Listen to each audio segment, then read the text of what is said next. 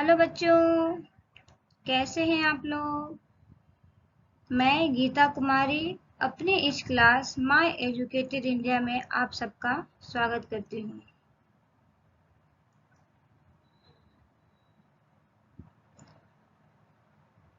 बच्चों, हम लोग पिछले क्लास में पार्ट 2 चट्टान एवं खनिज के बारे में पढ़ रहे थे, है ना। जिसमें हम लोग चट्टानों के प्रकार के बारे में पढ़े और चट्टानों के प्रकार 3 प्रकार के होते हैं। आग्नेय चट्टान, अवसादी चट्टान और कायांतित चट्टान, है ना। जिसमें से हम लोगों ने आग्नेय चट्टान के बारे में पढ़ चुके हैं, हम लोग, है ना। पढ़ चुके हैं कि आग्नेय चट्टान क्या होता है। आग्नेय चट्टान 2 प्रकार की होती है ना। बहिर्वेदी आग्नेय चट्टान और अंतर्वेदी आग्नेय चट्टान। तो हम लोग पिछले क्लास में ये पढ़ चुके हैं। यदि आप लोग वो क्लास नहीं देख पाए हैं तो प्लीज प्ले लिस्ट पे लिंक दिया हुआ है, आप वहां से जाके क्लास देख सकते हैं, ठीक है। तभी आपको आगे की क्लास समझ में आएंगे, ठीक है। तो आज हम पढ़ेंगे अवसादी चट्टान और रूपांतरित चट्टान के बारे में, ठीक है ना। कि अवसादी चट्टान क्या होता है और रूपांतरित चट्टान क्या होता है। तो चलिए हम पढ़ते हैं पहले अवसादी चट्टान। तो अवसादी चट्टान क्या होते हैं। अवसादों से बनती है ना। किससे बनती है। तो अवसादी चट्टानें अवसादों से बनती है। तो सबसे पहले हम यह जानेंगे कि यह अवसाद क्या होता है ना। अवसाद हम किसे कहते हैं। तो ये देखिए इमेज में मैं दिखा रही हूँ आपको कि ये जो इमेज में दिख रहा है कि चट्टानों के यानी कि सैलों के छोटे छोटे टुकड़े, है ना। मिट्टी के छोटे छोटे टुकड़े या सैलों के छोटे छोटे कण होते हैं, टुकड़े होते हैं। कुछ छोटे होते हैं, कुछ बहुत छोटे होते हैं, कुछ थोड़े बड़े होते हैं। तो इस प्रकार के छोटे छोटे टुकड़ों को, छोटे छोटे कणों को हम अवसाद कहते हैं ना। जो सैल के यानी कि चट्टानों के टुकड़े होते हैं, ठीक है। तो ये इन्हें ही हम अवसाद कहते हैं। और अवसादी चट्टान जो है इन्हीं अवसादों से बनती है, ठीक है। तो अवसादी चट्टान किससे बनती है। अवसादों से बनती है ना। तो आइए हम इसके बारे में पढ़ते हैं कि अवसादी चट्टान का निर्माण कैसे होता है, ठीक है। तो सबसे पहले हम देखते हैं कि देखिए यहाँ इमेज में हम देख रहे हैं कि ये किस चीज की आकृति है ना।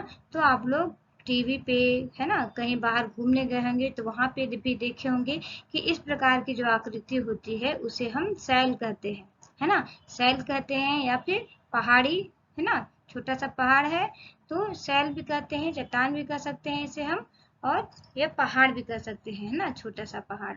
तो क्या होता है ना, सैल का निर्माण कैसे होता है। तो ये जो चट्टानें होती हैं, सैल होती हैं, सैलों पे क्या होता है ना, कि तापमान का, है ना, जैसे गर्मी के मौसम में तेज धूप पड़ता है ना। तापमान के उतार चढ़ाव होता है, यानी कि कभी तापमान बहुत तेज होता है, कभी कम होता है। जिस कारण क्या होता है, ये जो चट्टान होते हैं ये फैलते हैं और सिकुड़ते हैं। और फैलने और सिकुड़ने के कारण ये जो है बहुत कमजोर हो जाते हैं और फिर छूट टूट जाते हैं, है ना। टूट के छोटे छोटे टुकड़े में इस तरह से बढ़ जाते हैं।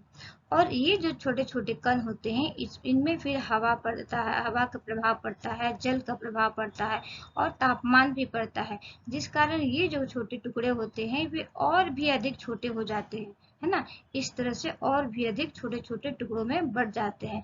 तो इसे ही हम क्या कहते हैं, तो अवसाद कहते हैं, ठीक है। तो अब हम देख लिए कि अवसाद का निर्माण कैसे होता है ना। बड़े चट्टान जब इसमें तापमान पड़ता है, तापमान का उतार चढ़ाव होता है, जिस कारण जो चट्टान होते हैं फैलते हैं और सिकुड़ते हैं, जिस कारण ये कमजोर हो जाते हैं और टुकड़े छोटे छोटे टुकड़ों में बढ़ जाते हैं, है ना, टूट जाते हैं। और फिर ये जो टुकड़े होते हैं वे लुढ़क कर, चटक कर या एक दूसरे से टकरा कर किसी भी कारण से और भी छोटे अवस्था में हो जाते हैं। तो इसे ही हम क्या कहते हैं, तो अवसाद कहते हैं, ठीक है। तो आइए हम इसको नोट्स में एक बार देख लेते हैं कि अवसाद कैसे बनता है। तो तापमान में उतार चढ़ाव के कारण चट्टानों के फैलने और सिकुड़ने से चट्टान टूटते हैं, है ना। और यह लुढ़क कर, चटक कर या फिर एक दूसरे से टकरा कर किसी भी कारण से छोटे छोटे टुकड़ों में टूट जाते हैं, है ना। तो इन कणों को हम क्या कहते हैं, तो इन कणों को हम अवसाद कहते हैं, ठीक है। तो इन्हीं अवसादों से चट्टान का निर्माण होता है ना। तो आइए हम देखते हैं कि किस तरह चट्टानों का निर्माण होता है, सैलों का निर्माण होता है। तो ये देखिए ये है अवसाद, है ना।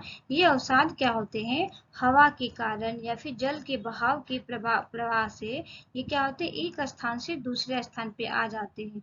और जहाँ का क्षेत्र जो गड्ढा होता है, यानी कि थोड़ा सा गड्ढा टाइप का होता है, वहां पे ये जमा हो जाते हैं, एकत्रित हो जाते हैं। ठीक है, फिर कुछ दिनों बाद क्या होता है, फिर इसी गड्ढे पे दूसरी परत, है ना, कुछ 100 साल पहले, 10 साल पहले बाद क्या होता है कि कुछ दिनों बाद इसके ऊपर फिर एक परत आ जाता है ना। इसी तरह चट्टानों का टुकड़ा यानी कि अवसाद आके फिर इसके ऊपर अलग परत बना दिया जाता है। फिर ये जो क्या होता है, इसमें ताप और दाब पड़ता है, जिस कारण ये ठोस अवस्था में हो जाता है ना। और ठोस अवस्था में हो जाने के बाद वो कुछ इस प्रकार दिखता है। देखिए कुछ इस प्रकार अलग अलग परतों में, है ना, अलग अलग परतों में ये बनता है। और यह जो है अवसादों से एक के ऊपर एक अलग अलग परत में जब अवसाद जम जाते हैं और इस पे ताप और दाब पड़ता है, तो जिस कारण इसका रूप में परिवर्तन हो जाता है। और इस तरह हमें एक पिंड का निर्माण होता है, जिसे हम क्या कहते हैं, तो अवसादी चट्टान कहते हैं। ठीक है, तो अवसादी चट्टानों का निर्माण कैसे होता है, तो अवसादी चट्टानें जब अवसाद हवा एवं जल, है ना, हवा के प्रभाव से या फिर जल के बहाव के कारण भी यह जो होता है एक स्थान से दूसरे स्थान पर पहुंच जाते हैं और वहां पे जमा हो जाते हैं। और फिर यह परत दर परत दबकर जमता जाता है ना। कुछ दिनों में एक परत हुआ, फिर कुछ दिनों बाद जो फिर दूसरा परत में, इस तरह अलग अलग कई 100 साल में इसका निर्माण होता है। तो धीरे धीरे करते करते ये कई परतों में दबकर जमता जाता है और ताप एवं दाब के कारण ये क्या होता है, आपस में जुड़ जाते हैं और जुड़कर एक कठोर पिंड बन जाते हैं। ठीक है, तो इस प्रकार बने पिंड को क्या कहते हैं, तो अवसादी चट्टान कहते हैं, है ना, या अवसादी शैल भी कह सकते हैं। जैसे बालू पत्थर या चूना पत्थर, है ना, ये छोटे छोटे कणों से इसका निर्माण होता है, इसलिए इसका उदाहरण हो गया बालू पत्थर या चूना पत्थर। ठीक है, आइए अब हम देखते हैं कि देखिए ये है देखिए ये जो अवसादी चट्टान होते हैं ये कई परतों में बटे होते हैं, है ना। और ये इनका निर्माण कैसे होता है, तो अवसादों से होता है। और ये जो चट्टान होते हैं ये पानी के अंदर दो अवस्थाओं में इसका निर्माण होता है। एक तो ये पानी की सतह के अंदर भी, है ना, पानी की सतह के अंदर भी इसका निर्माण हो सकता है या फिर धरातल के ऊपर भी इस प्रकार का निर्माण हो सकता है ना। पानी की सतह के अंदर भी जब उस पे अलग अलग परत पे अवसादों का अलग अलग परत जम जाता है, तो जिस कारण पानी के अंदर भी इसका निर्माण हो जाता है। तो ये चट्टानें भी दो अवस्थाओं में बनते हैं, पहला पानी के अंदर भी इसका निर्माण हो सकता है और पानी के बाहर भी, यानी कि पृथ्वी की सतह पर।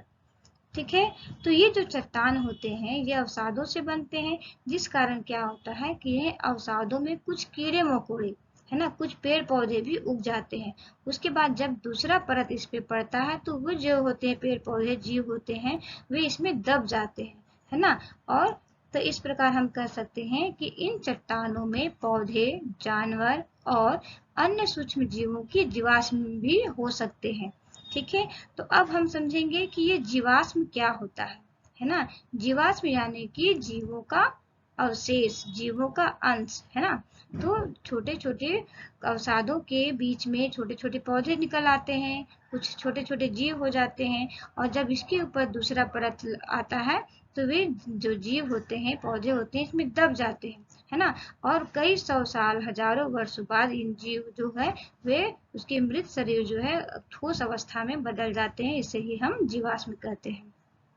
ठीक है, तो जीवाश्म क्या होता है, जब सेलों की परतों के बीच पौधे एवं जानवरों या कोई सूक्ष्म जीव दब जाते हैं और दबे दबे सैकड़ों हजारों वर्षों में उन जीवों के अवशेष जो है वो ठोस हो जाते हैं और इसी ठोस अवशेष को जीवाश्म कहा जाता है।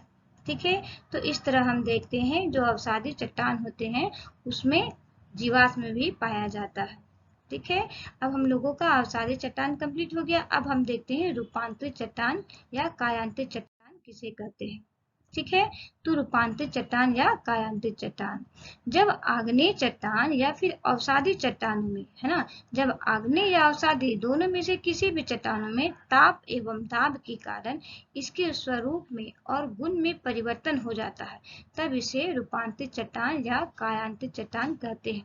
यानी कि जब अवसादी चट्टान होते हैं या आग्नेय चट्टान होते हैं, उसमें बहुत अधिक ताप पड़ता है ना, और दाब पड़ता है, तो जिस कारण उसके जो रूप होते हैं, गुण होते हैं, उसमें परिवर्तन हो जाता है ना। तो उसके बाद जो परिवर्तन होने के बाद एक अलग प्रकार का चट्टान का निर्माण होता है, और इसे ही रूपांतरित चट्टान या कायांतरित चट्टान कहते हैं। और इसे रूपांतरित चट्टान क्यों कहा जाता है? क्योंकि इसके रूप में परिवर्तन हो जाता है, इसकी काया में परिवर्तन हो जाता है, इसलिए इसे रूपांतरित या कायांतरित चट्टान भी कहते हैं। ठीक है।